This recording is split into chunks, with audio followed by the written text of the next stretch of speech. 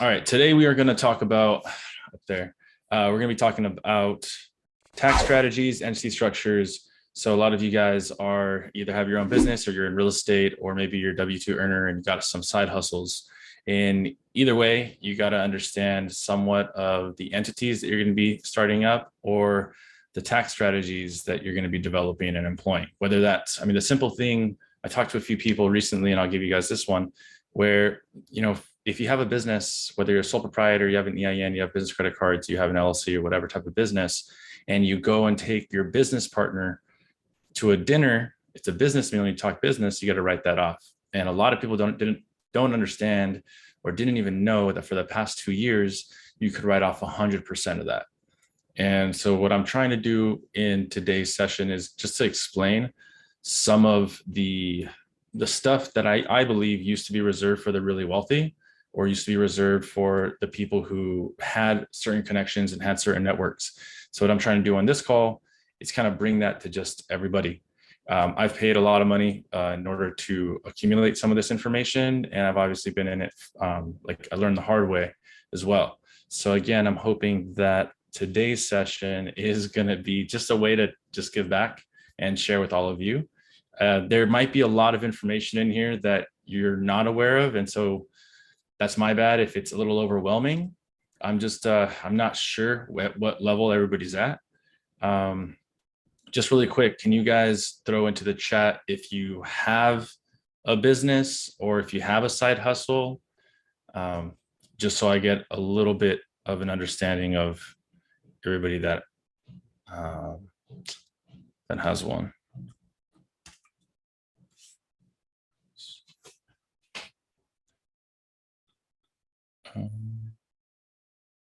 Nice, Ryan.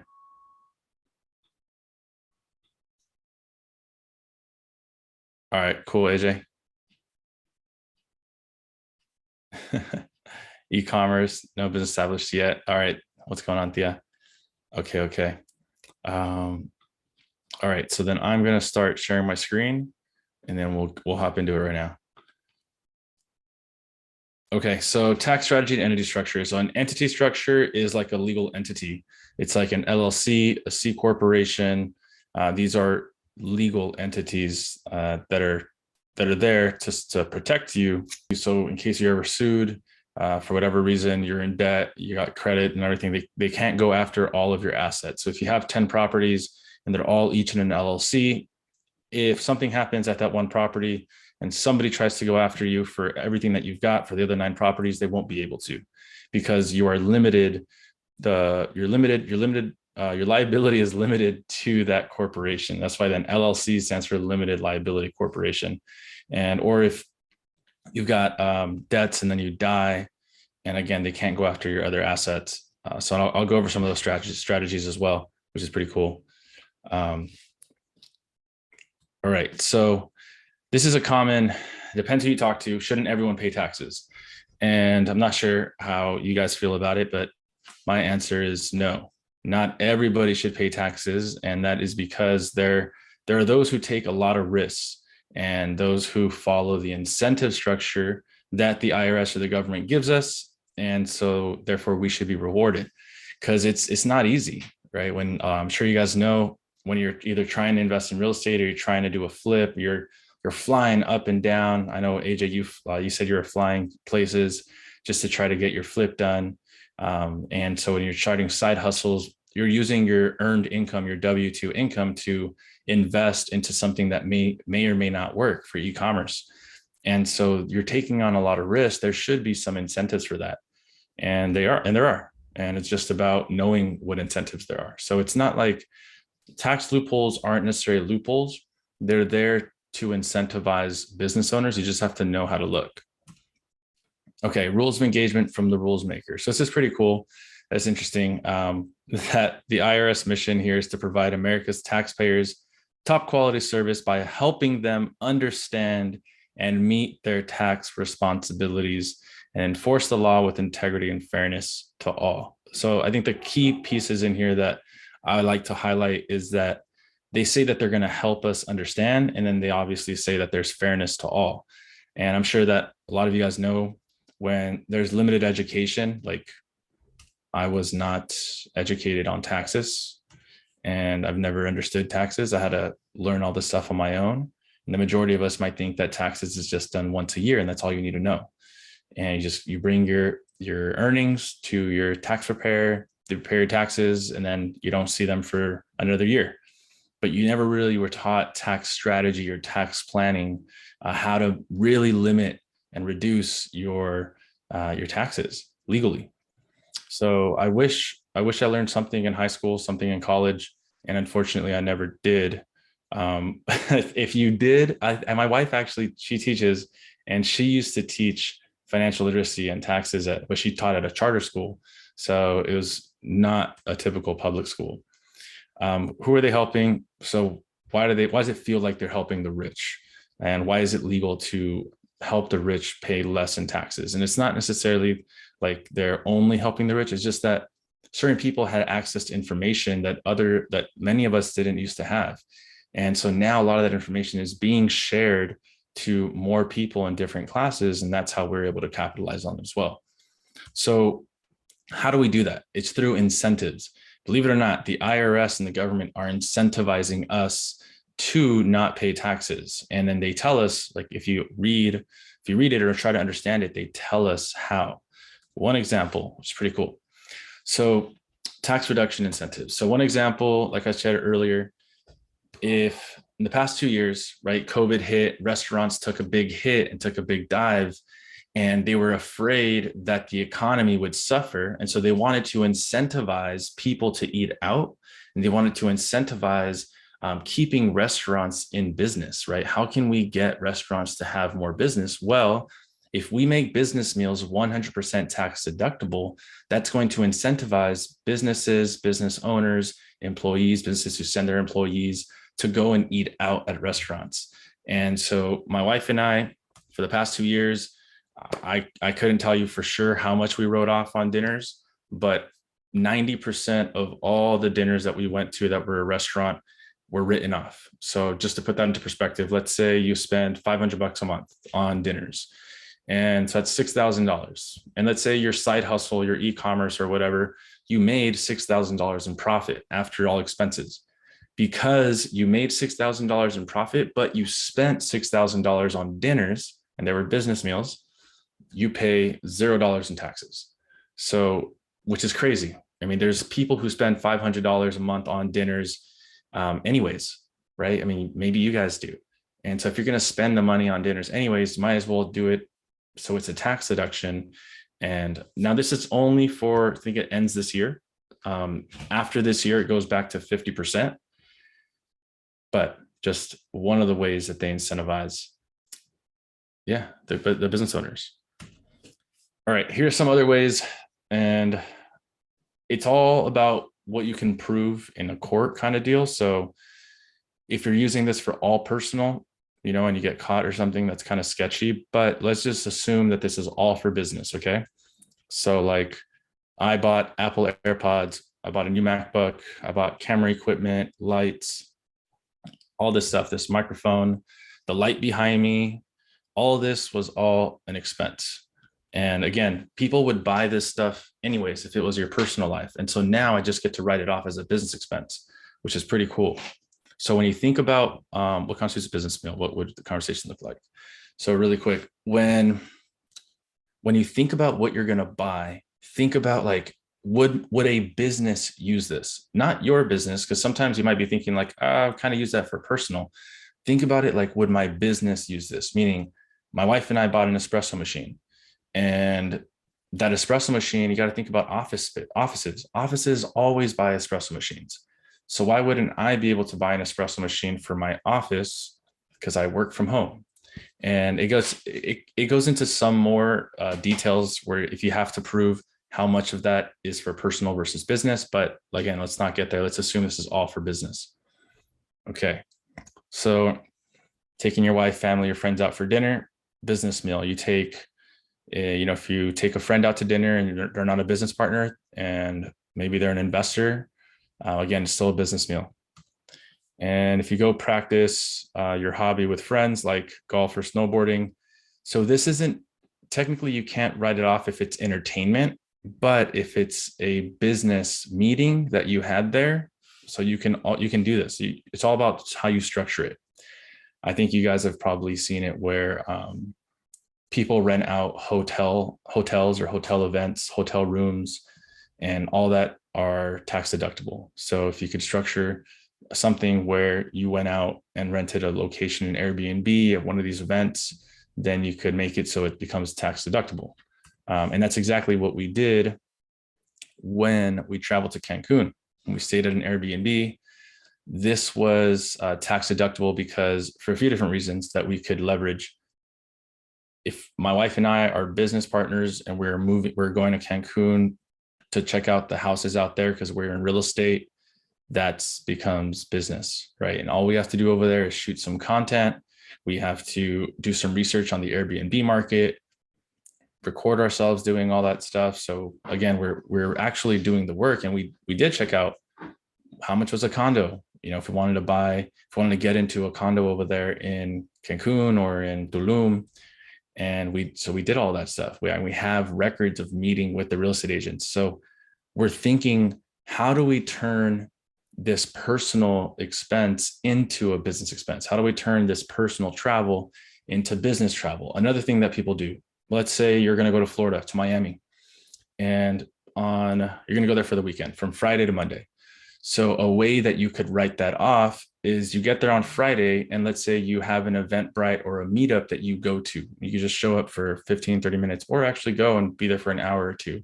And you do that on Friday. And then you stay there the whole weekend. You enjoy yourself Saturday and Sunday. Then on Monday, you go to another meetup or another Eventbrite, another event.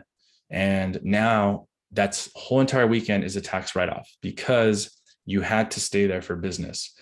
And education is a full tax write-off. So when you are looking to write off events that you go visit, or when you are looking to write off mastermind events, inner circle events, any of that type of stuff, all tax write-off. So again, just looking at how do you turn a personal expense into a business expense and starting to think that way. To answer Gustavo's question really quick, what constitutes a business meal? What would the conversation look like? A business meal is, I mean, my wife and I will have a conversation and say, hey, how much did we make last month? Well, let me pull it up. Okay, we made this much. Okay, what happened with the property manager? That went well? Okay, great. And so you're having just these little conversations. Hey, did you do some research on the new Texas market we're exploring, whether it's El Paso or Lubbock or Austin, Dallas? We're exploring these new markets in real estate. And if we have those conversations over business, then it's a business meal. And it's just a typical business discussion like that. If you're doing e-commerce, you might be talking about the different, like where you're purchasing, whether it's a new supplier, if you've got tax exemption, if you're doing your tax filing, your sales tax returns. So for e-commerce, obviously the conversations are different, but you just talk a little bit about business. And the details of how to actually do all this, or the paper trail, right? Like saving the receipts, writing who was there on the receipt, writing what you spoke about briefly. So all that stuff, there are details to all of this that I'm not getting into. This is just high level concepts that you guys can take and run with, right? This one is called, it's a 280A, 280A write-off. This is like the tax law number code, 280A. And it originated because in Augusta, Georgia, which is a city in Georgia, they used to have the golf tournament. They used to have a golf tournament, and it's the Masters. So what would happen is they didn't have any hotels there. And so before, businesses used to be able to write off the hotel stay. And because there's no hotels there, people started renting people's homes. So people were just like, hey, you could rent out my house. So people started renting out their house. So at that point, the IRS and the government said, okay, fine, we're going to do it for 14 days because the Masters tournament was for 14 days. So 14 days out of the year, you get to write off a house, like staying at a house, staying at a home. And again, you can use this for travel. You can use this for yourself. This is the crazy part. Okay. Me, Fernando, I have a business, XYZ Corporation, and XYZ Corporation calls me and says, hey, Fernando, I'd like to hold a meeting at your place. And I say, all right, well, let me check the rates around here. And I go to a hotel I go to a hotel lobby and go to an event online and check out WeWorks. And I say, it's about $100 an hour. How long are you going to need it for? And then I tell myself, because I'm the C corporate, I'm the corporation as well. I say, I'm going to need it for 10 hours that day. All right, well, that's $1,000 because according to the rates nearby, that's what it is. I say, all right, no problem. And so I do that 14 times a year. And for my corporation, that's actually a tax write-off. That's a $14,000 tax write-off. For me, I don't have to pay taxes on that money. Me personally, me, Fernando. So this is one of the hugest tax benefits, 280A, that you can get this only if you are taxed as an S corp or if you're a C corp. And you can't, if you're just a regular LLC, I don't believe you can actually do a 280A. Any questions on this one? Because this one's pretty cool. And it took me a while to fully understand. It took me like a couple months to fully understand what it is. So all you're doing is renting out your house to your business. And you're doing this 14 times out of the year. And it's all good. You said S corps. Yeah, that's right. S corps and C corp. So, but you can have an LLC taxed as an S corp. Once your LLC is making $40,000 to $60,000 a year, you can convert into an S corp. That's something I definitely talk to your tax person with about when's the right time to do it. And because eventually you should do it. Everybody who starts making money with their LLC should eventually become an LLC taxed as an S corp. Or you might already have a C corp. Okay, putting all the businesses on a business credit card, that's just a no-brainer. Credit spend doesn't report to your personal credit score. Okay, so business credit spend does not report to your personal credit score. So you know how if you're spending, you got a $10,000 credit limit on your personal card, you spend $6,000. If you don't pay it off, now you have a 60% utilization and your credit score goes down, which affects you. On business credit cards, that doesn't happen. The two to stay away from, the two to not get are Discover and Capital One. Both of those will report to your personal credit. So every other business credit card most likely will not report to your personal credit, which is a good thing so that you can use that credit card. You could even hold a balance for it. If it's 0% credit, you don't have to worry about it. So if you have 0% credit card and it's a $10,000 limit, you could pull out $9,000, go use that for whatever you want. You never have to worry about your personal credit being affected. All right, what are some of your favorite business credit cards? Business credit cards for a soft pull, I would go to Citizens Bank. Citizens Bank means they're not going to do a hard pull. That one is the best one to start with because again, it's a soft pull anyways. Then the next ones from there are usually Amex and Chase. Those are the strongest banks to partner with. They're going to give you the highest limits and they're the best relationships that you could have. So I would kind of go that route. Tax depreciation in real estate. Not that many people know what tax depreciation is. Basically, again, it all comes down to incentives. Why would the government or the IRS want us to be able to deduct the property value over the lifetime of the property? So what happened is that let's say you bought a house today, and in 30 years you don't fix it up, you don't do anything to it because it is you're not going to get any of the benefits. If you fix it up, then it's not necessarily like a tax write-off. And so there wasn't always a benefit to fixing up your property or to rebuilding your property. And so what the IRS does and did is they allow you to depreciate your property over 27 and a half years. So let's say your house is worth $275,000. Okay, I say that because if you divide 275,000 divided by 27 and a half years, that means every single year you can deduct $10,000.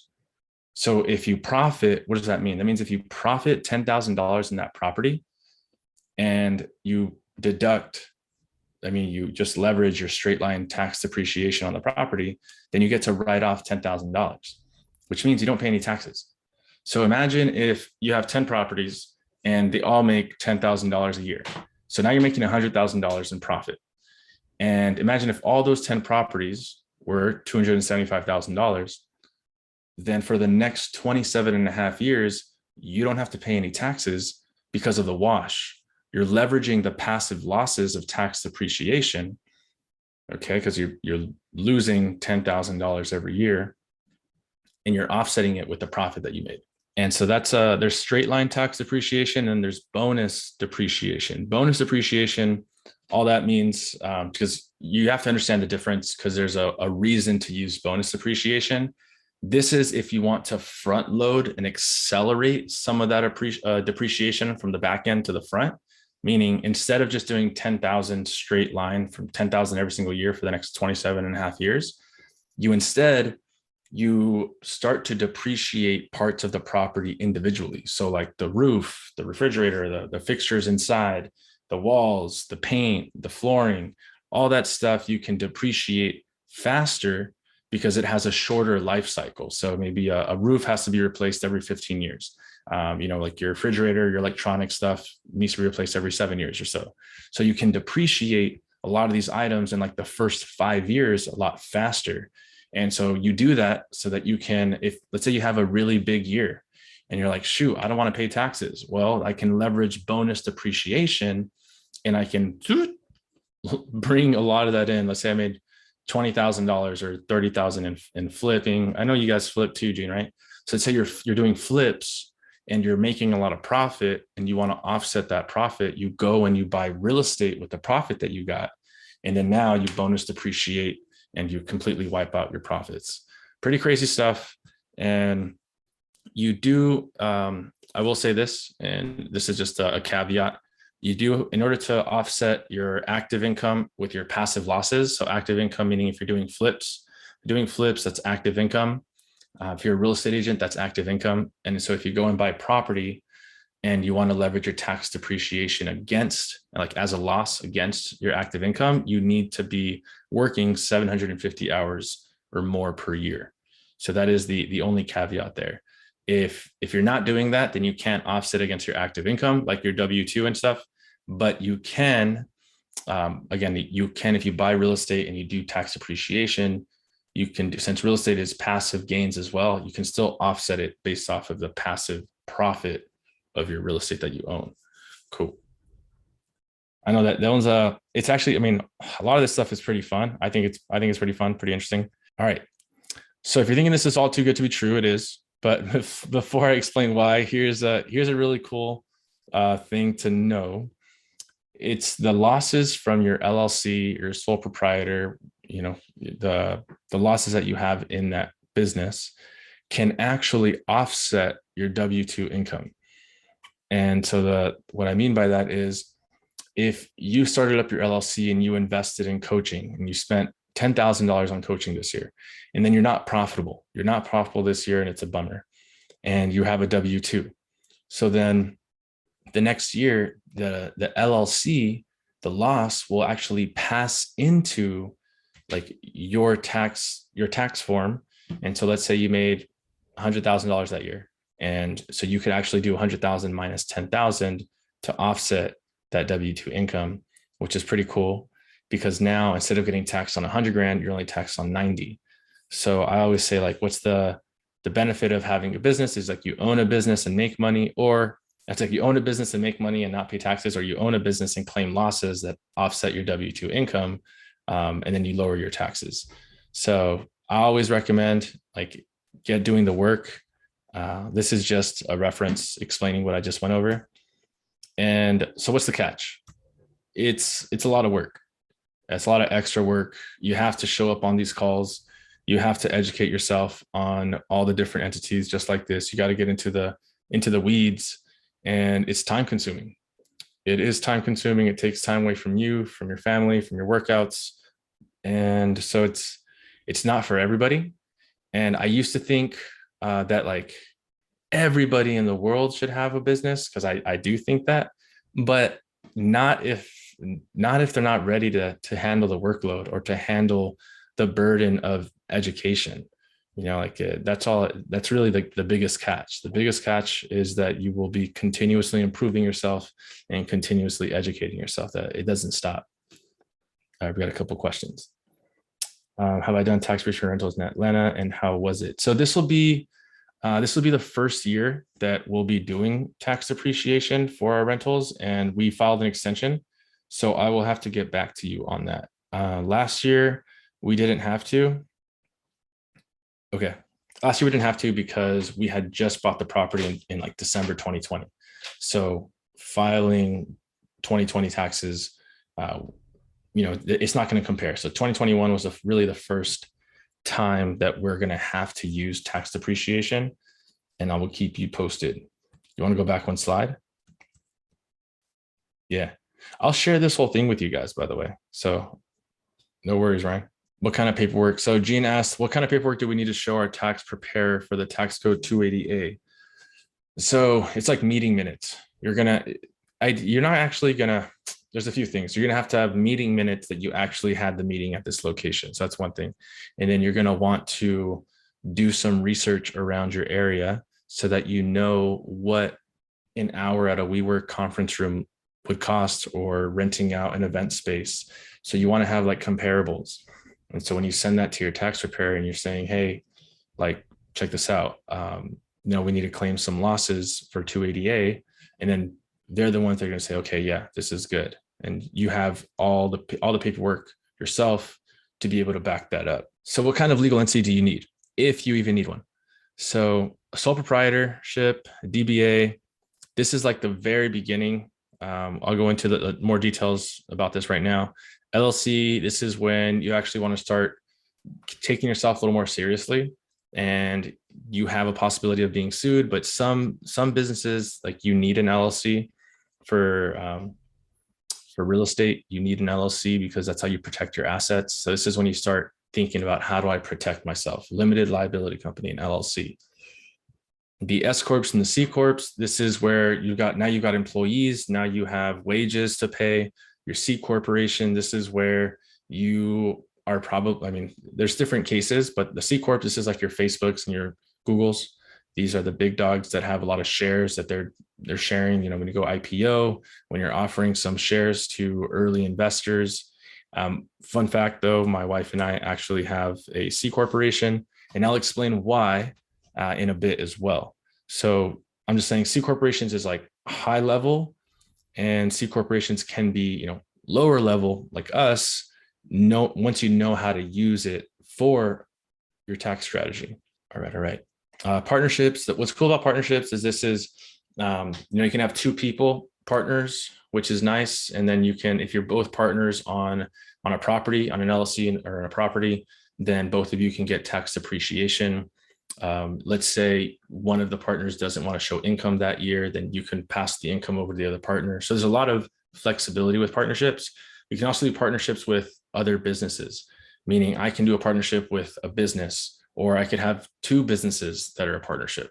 And so there's a lot of flexibility with that. Okay, so Amy and I, we've got three different verticals I'll kind of share. So I have my consulting business, and this is the majority of the way that I get paid and I make my money in active income consulting. And this is a California, an S corp. It's an LLC taxed as an S corp, and that's because I'm making over a certain threshold of money. The whole reason we do this could be a whole talk, but it's to basically limit self-employment tax. So self-employment tax,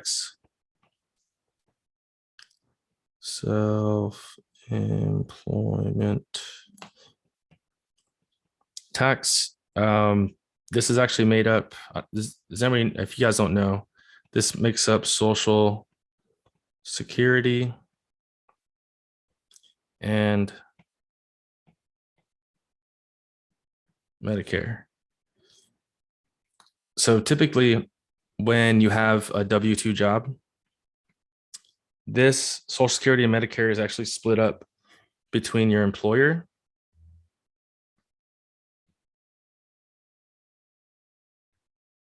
and employee. So both of these are taking on this 15.3%. But when you're self-employed, what sucks is that you take on the full 15.3%. So if you're only an LLC and you're making $100,000 a year, then you're not being taxed as an S corp. then you're paying additional tax like Social Security and Medicare that you don't need to. What do I mean by that? I mean, like, you don't have to pay that much into Social Security and Medicare. So if you're making 100K and you give yourself a salary, you can actually give yourself like I give myself a W-2 salary of 30K. This 30K is you'll still have to pay this 15% because you're both the employer and the employee. So you'll be paying this 15%, but you're only paying it on 30K. So you still have another 70K left that you don't have to pay this, which is awesome if you ask me. So this is immediately, you save a lot in taxes just by not paying for Social Security and Medicare. Now you might say, oh, okay, but you're not going to get that big of a Social Security when you're older. Like, okay, I'll leave it up to me instead of leaving it up to Social Security to figure out my retirement. So you just have to be okay with that. Any questions on self-employment tax? Because this is a pretty unique. This also took me a little while to fully comprehend. So if it's not fully connecting with you guys, that's cool. Just kind of let me know in the chat what questions you guys got. And then, so self-employment tax is quick review. It's both Social Security and Medicare, and it actually adds up to like 15.3% when you combine the tax of Social Security and Medicare. This is obviously there to help you because most W-2 earners who don't have businesses or don't have side hustles, they're happy to pay this 15%. Maybe they're not happy, but at the end of the lifetime, Social Security does help them. And so the 15%, if you're a W-2 earner, you're only paying 7% technically on the W-2 side, and then the other half is paid from the employer. So you're splitting this up, right? 7 and 7, 7 point something. So when you're a W-2 earner, you're paying 7 point something. And then, but what's nice is your employer is also paying that 7%. So you're getting, some Social Security and Medicare. Is there a limit or mandatory amount we need to pay ourselves put as an employee to avoid self-employment tax as an S corp? Minimum amount. I mean, I know people paying themselves 25 grand. I know people paying themselves 45 grand. I know people paying themselves 90 grand. A lot of that's going to depend on who you work with for your tax preparing, because they're the ones that are going to represent you, right? You choose a good tax professional so that they can represent you in court. And so you're depending on who you work with, they may know different ways to represent you. So the true legitimate answer that I can give you is you need to be paid a similar wage to somebody in the market who is doing that job. So if you are doing digital marketing for yourself and that's your role, then you got to look up, senior VP of digital marketing. So the legitimate way, like go on glassdoor.com and you're going to look up, VP of marketing, if that's kind of what you're doing in your company for yourself, or if you're the CEO or whatever, and you're just kind of figuring out in your industry, in your position, with the amount of employees that you have, how much do you have to pay yourself? And a lot of the times, if you're a startup, then you're not, usually a lot of these people aren't even paying themselves that handsome of a salary, because your company, you're still investing everything into your company. So you don't have to give yourself a massive salary when you're just starting out, or like if you're in a lot of debt, your business is still scaling. So just keep that in mind. All right, cool. All right. So this is number one. This is like one entity that I have that is the majority of my active income. All right. And then I have a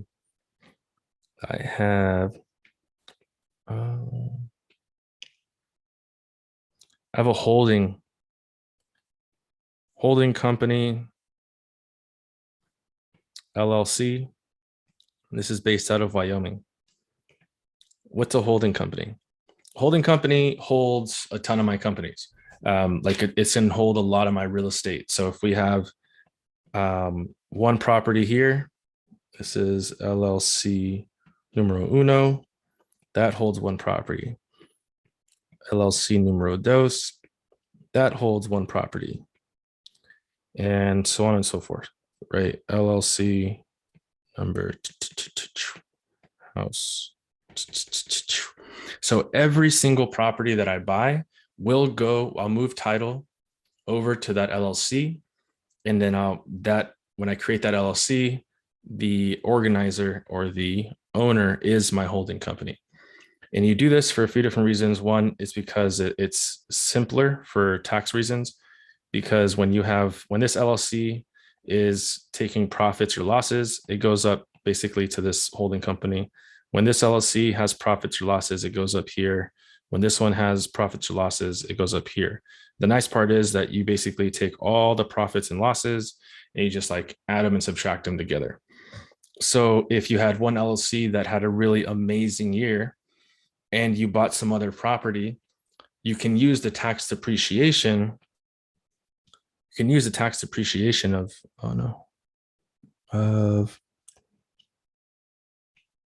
of these properties, right? Let's say you bought some new property, you use the tax depreciation of this one to offset your income of this one. This is where you get to play, like, I don't know if it's checkers or chess. And so you get to, yeah, as your properties continue to profit, you can buy other properties and leverage the tax depreciation to offset those gains. We got a question from Gene. If in the S Corp you paid yourself 30K, so the 70 stays inside the business and doesn't get taxed at 15%. Yes, correct. That's exactly right. Any questions on the holding company?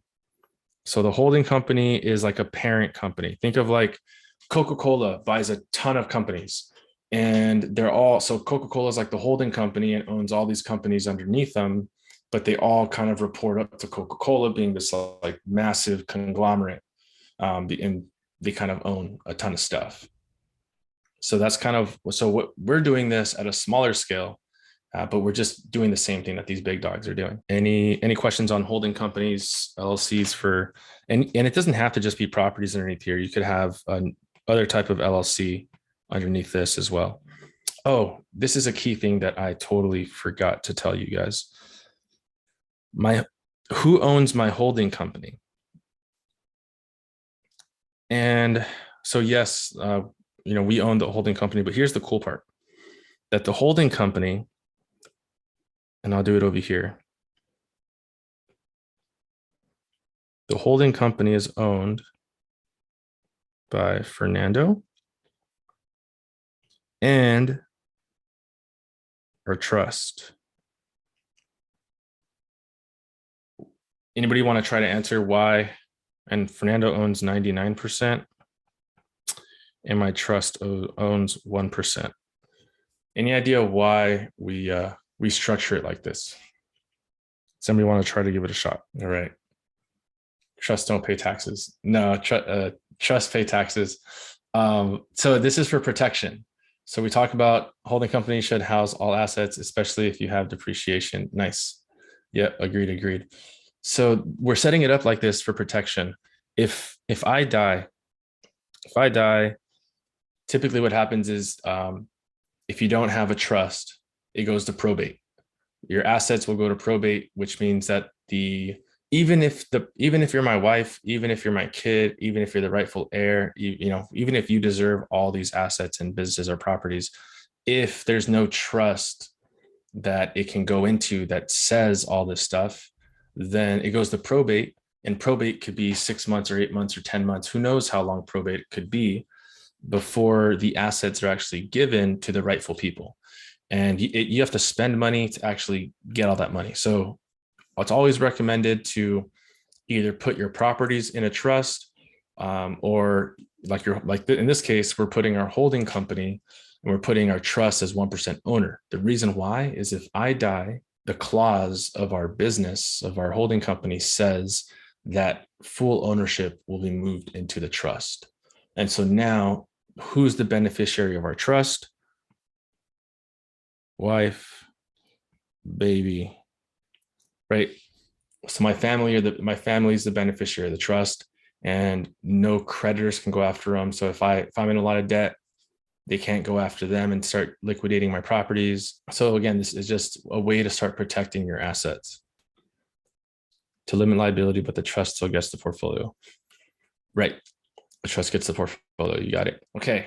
this is a part that's pretty crazy. Again, a lot of this stuff took me a while to comprehend.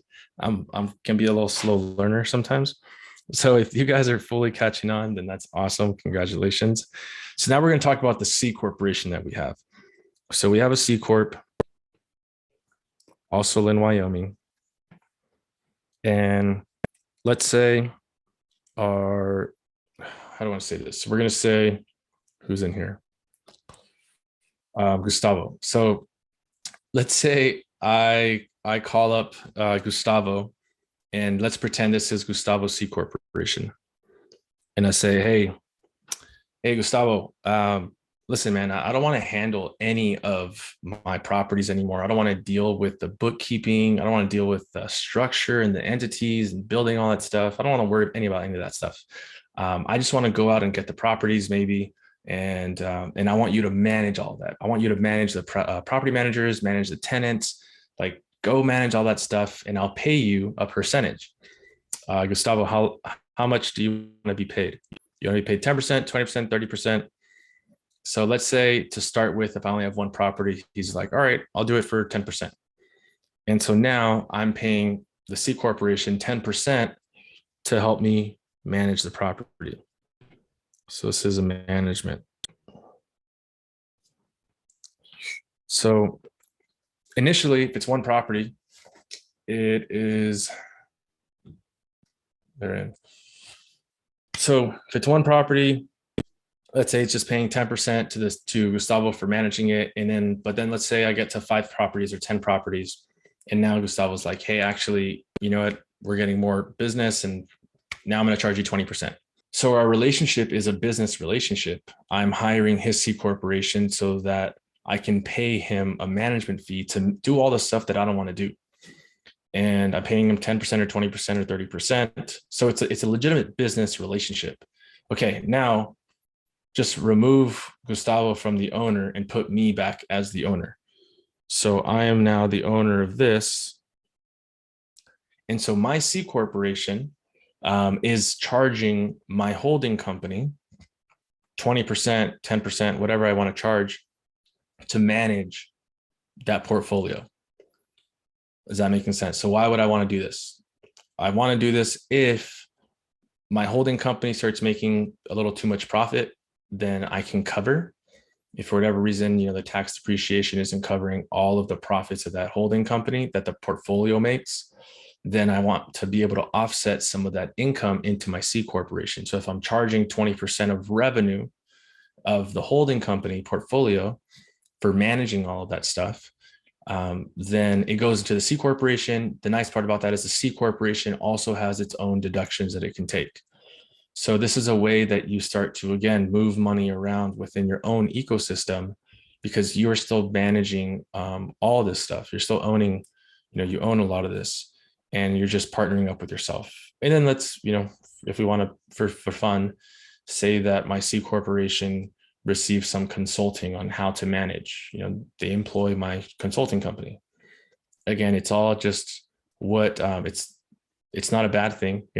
I consult my management company on how to manage my portfolios. And so you do this in a way so that you can move some of the money around to limit your tax liability and where it makes the most sense. How to do that in detail, that's what I pay bookkeepers for. That's what I pay tax strategists for. That's what I prepare tax preparers for. That's what I pay other people for.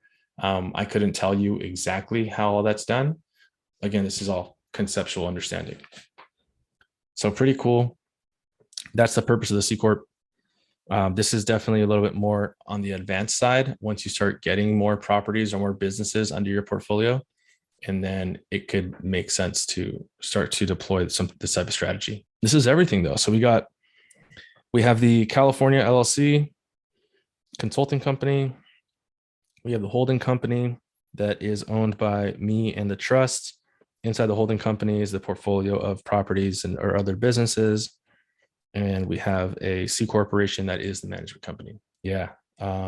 It's pretty cool stuff. And you might, it's actually, I don't know if you guys know who Pace Morby is. Pace Morby, he's big on seller finance, or Yeah, so he actually has an actual management company, because Pace Morby doesn't want to set up his own ads. He doesn't want to set up his own Facebook ads, his own Google ads. He doesn't want to set up his own email campaigns. He doesn't even want to build the team to do all that work. So what did he do? He hired a management company and he pays them 20%, 30% of all the income he generates, so that they can go out and hire all those people and do all that work for him. So this is just a similar strategy, except again, you own all the entities. So this is what it means, where you talk about tax strategy and entity structure, and it's how they complement each other. All right.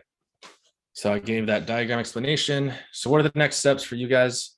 And some of you might be watching the recording, some of you are on YouTube, and a lot of you guys are here. So the next step is determine what state you want to build your business in. So if you're in California, I don't recommend building all your businesses and all of your LLCs in California, especially if you're investing out of state. If you invest out of state, get the LLC in the state that you're investing in. So ours was in Georgia. We have our LLC in Georgia that then has our properties. California is expensive. So just for having an LLC, you have to pay $800 a year per year. So if you have 5 businesses or 5 properties or 5 LLCs, that's $4,500 just in fees, which is crazy.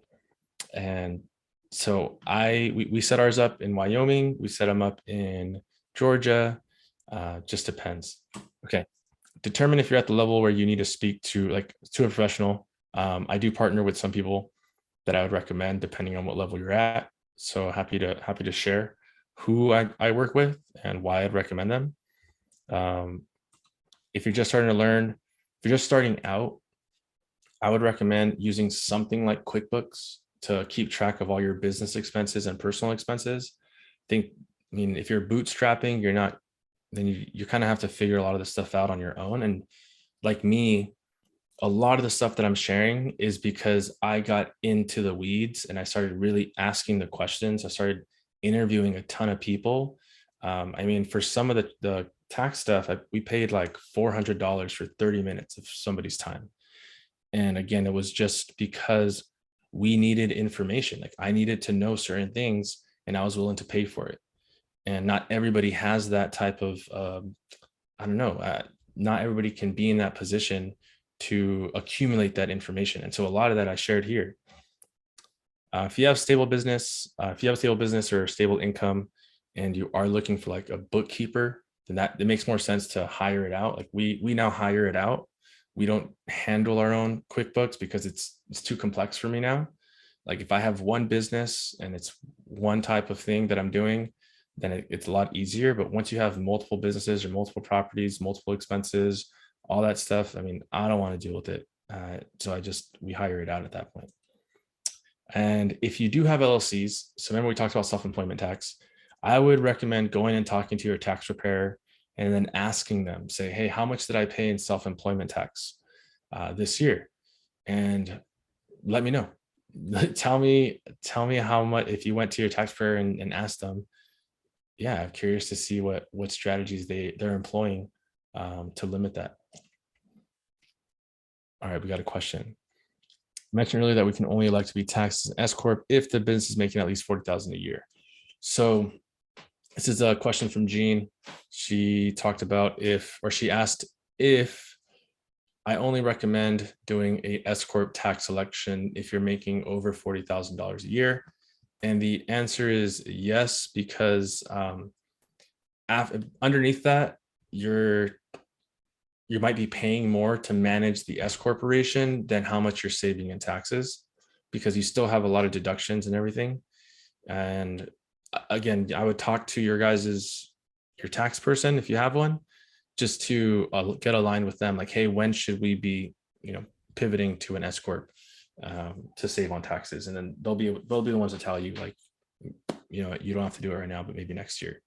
The other cool part about that is this year, if you're not an S corporation, by this year, like let's say you're not sure, and here comes November and you're making now $100,000, but you wouldn't have thought you were.